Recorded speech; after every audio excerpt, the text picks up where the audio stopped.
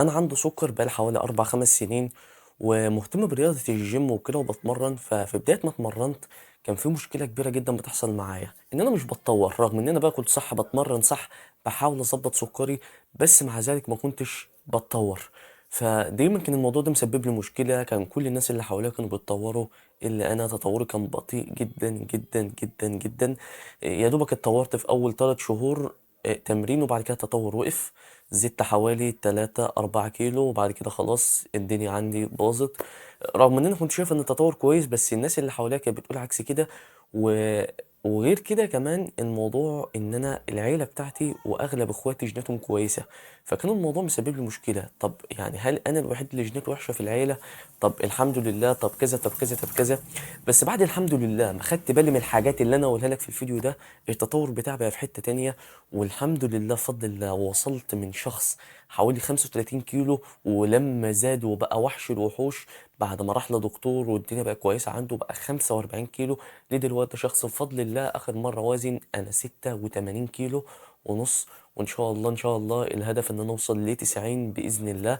وصلت من الشكل ده للشكل ده وأنا طويل 185 سنتي. هشاركك الفيديو بتاع النهاردة إيه الحاجات اللي ساعدتني والحاجات اللي لازم تاخد بالك منها لو أنت عايز تتطور كمصاب بالسكر من النوع الأول. أنا جايب هنا شاي، ونبدأ على الفيديو. بس في الأول خالص أنا اسمي خالد ناصر، مصاب بمرض السكر بقالي حوالي 4 5 سنين.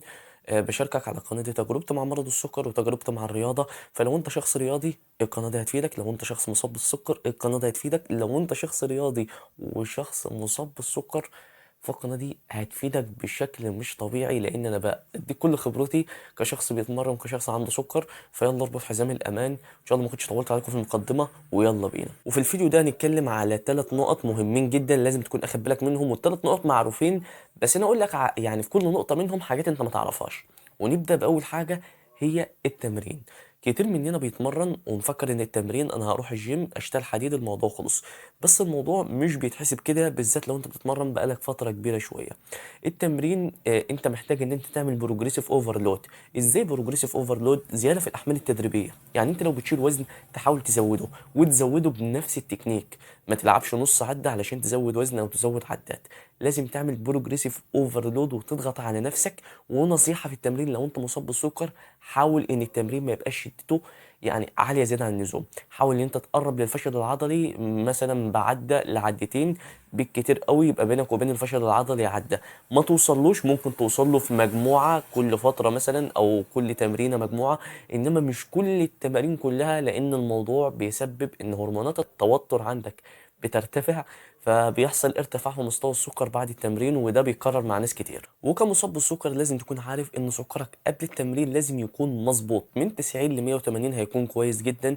وخش على النسبة اللي فعلا تخليك تعرف تأدي. لو السكر هابط ده هيسبب لك مشاكل كتيرة جدا، ومش هيخليك تعرف تأدي في التمرين، وهيحسسك دايما انك تعبان. ولو السكر عالي انت مش بتستفيد من المغذيات بتاعتك، وممكن يحصل لك لا قدر الله تسمم. لو السكر فوق ال 250 ومعاه كيتونات، فحاول يكون السكر طبيعي قبل التمرين. ولو السكر واطي ممكن ترفعه. ولو السكر عالي معدي ال 250، يفضل ما تتمرنش في اليوم ده. بس لو هتتمرن حاول تأخر وقت التمرين شوية لما السكر يرجع للمستوى الطبيعي. وسيبك من اللي يقولك ده السكر عالي اخش التمرين علشان اوطيه، الموضوع خطر جدا. وابقى فكروني اعمل لكم فيديو عن الموضوع ده. هل فعلا لو انت وطيت السكر، لو السكر مثلا 300 ووطيته بالتمرين، هل ده كويس ولا خطر؟ فالموضوع خطر، وافهمكم هو خطر ليه بس ان شاء الله في فيديو جاي. فلو هتستفيد حاجه في موضوع التمرين ده هتستفيد منه 3 حاجات. اول حاجه فيهم انك ما تتمرنش بشده خرافيه.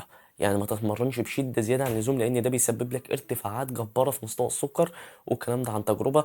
مش لازم تلعب برشر ريبس على ده الجزئيه وتموت نفسك وتلعب كل مجموعك الفشل العضلي. وتاني نقطه، انت محتاج ان انت تعمل بروجريسيف اوفرلود، تعمل زياده في الاحمال التدريبيه. دي تاني نقطه في موضوع التمرين. اول حاجه زي ما قلنا شدة التمرين ما تبقاش عالية قوي. تاني حاجة بروجريسيف اوفرلود، زيادة في الأحمال التدريبية عن طريق بقى إنك تزود عدات، إنك تزود أوزان كل فترة. وخليك صبور في الموضوع ده، وبالذات لو أنت بتتمرن بقالك فترة، لأن الموضوع بيبقى صعب. أنا عامة ماسك وزن بقالي حوالي شهر مش عارف أكسره. وتالت حاجة إنك توازن ما بين التمرين والسكر، إن السكر يكون مظبوط قبل التمرين عامة، ولا يكون واطي ولا يكون عالي قوي، يكون من 90 ل 180 هيكون كويس جدا. وبرضه نسبة السكر قبل التمرين بتفرق من شخص للتاني. يعني انا نسبة السكر اللي انا بخش اتمرن عليها وسكري بيطلع مظبوط هي من 100 ل 120، بيبقى سكري بعد التمرين مظبوط وفي التمرين، وببقى بأدي بنسبة كويسة. بس عامة يعني اغلب الابحاث وكل الابحاث يعني عامة بتقول لك من 90 ل 180 هيكون كويس جدا. بس حاول ان هو يكون فوق ال 90 مش تحت ال 90، وتحت ال 180 او حتى ممكن يوصل ل 200. انما لو فوق ال 250 حاول انك تشوف الموضوع ده وتعدل السكر عن طريق جرعة صحية، او بلاش تتمرن في اليوم ده. تاني حاجة التغذية لمريض السكر. ناس كتيرة بتخاف من موضوع التغذية ده لمريض السكر، وهم نوعين. اول شخص بيقطع كارب خالص ويقول لك الكارب ده عدو ومش هاكل اي مصدر كارب، وتاني شخص بياكل كل حاجة بتيجي في وشه طول ما هي صحية.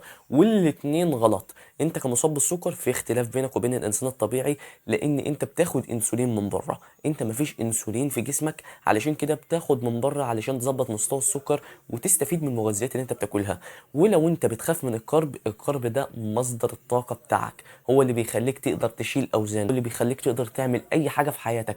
ده مصدر الطاقة اللي جسمك شغال بيه. ممكن جسمك يعتمد على البروتين او على الدهون، بس مصدر الطاقة الكرب هو ده المصدر اللي جسمك محتاجه. فما ينفعش تقطع كرب، وخصوصا لو انت مصاب بالسكر من النوع الاول. فالكربوهيدرات او النشويات مش عدوتك لو انت مصاب بالسكر، بس لازم تعرف تنظمها صح. ازاي تنظمها صح؟ عن طريق حاجة اسمها معامل الكرب. معامل الكرب ده انت بتاخد وحدات انسولين مناسبة للكرب اللي انت هتاكله. يعني انت مثلا لو المعامل بتاعك 10، فلكل 10 جرام كربوهيدرات وحدة انسولين، وده بيختلف من شخص للتاني.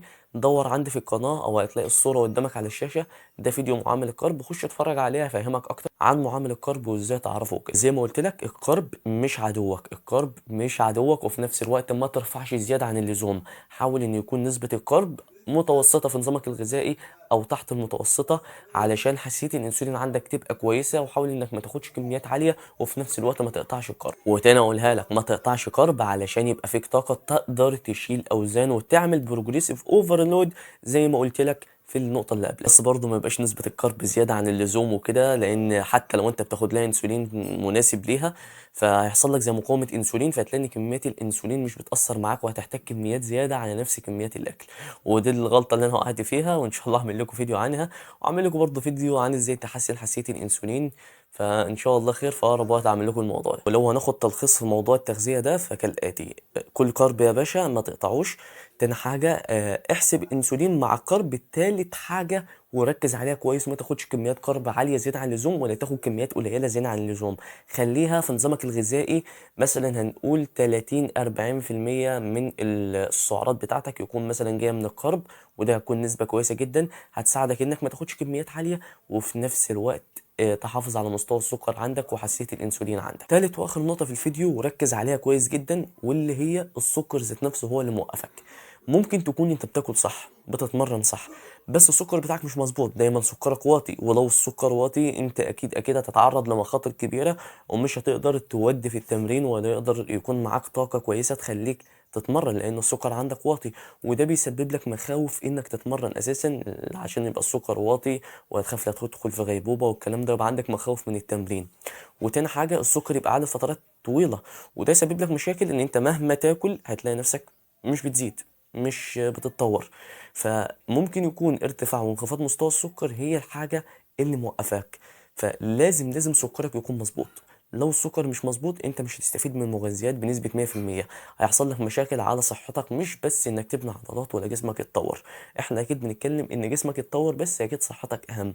فالسكر ذات نفسه لازم يكون مظبوط. الرينج الطبيعي بتاعه تحت ال 130 صايم لو انت مصاب بالسكر، ولو انت فاطر عادي بعد الفطار من 90 ل 180 هيكون نسبة كويسة جدا. وزي ما اتكلمنا قبل التمرين، سكرك ما ينفعش يكون واطي والكلام ده كله، فلازم سكرك يبقى مظبوط، واللي هيساعدك في انضباط مستوى السكر اللي احنا عارفينه معامل الكرب ومعامل التصحيح. لو انت بتاخد جرعات ثابتة، اكيد ده وجهة نظر طبيب، بس مش افضل حاجة ليك.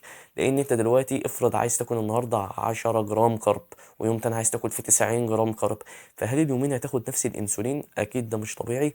فحاول انك تتعلم ازاي تحسب الكرب، او تتعامل مع دكتور بيعلمك ازاي تحسب الكارب. لو انت عايز تفهم اكتر عن موضوع حساب الكارب وعايز تدخل معاه في مكالمه شخصيه افهمك في الموضوع ده، فسيب لك في الانستجرام تحت في الديسكريبشن ورقم الواتساب، ابعت لي وابعت لك كل التفاصيل. وبس كده ان شاء الله ما كنتش طولت عليك، الفيديو ما هوش طويل يعني عامه. ففي نهايه الفيديو ده ان شاء الله اكون فدتك. الرياضه تقدر تتطور عادي لو انت مصاب بالسكر، سيبك من اي شخص يقول لك عكس كده. حتى لو تطورك بقى بطيء فصدقني هتتطور وهتوصل لجسم انت هتشكر نفسك عليه، وهتبقى افضل من الانسان الطبيعي، لان انت مهتم بصحتك اكتر من اي شخص ممكن، لان انت واعي ان انت عندك السكر وغيرك مش واعي، غيرك بياكل اللي بيجي في وشه. اصبر واتمرن وكمل وصدقني هتشوف نتيجة مش طبيعية. وبس كده يا وحش، ان شاء الله اشوفك في الفيديو الجاي. اعمل لايك، اعمل اشتراك، سايب لك الانستجرام، رقم الواتساب في الديسكريبشن. استفسر عن التدريب الاونلاين، استفسر عن الاستشارات. وبس كده، سلام يا وحش.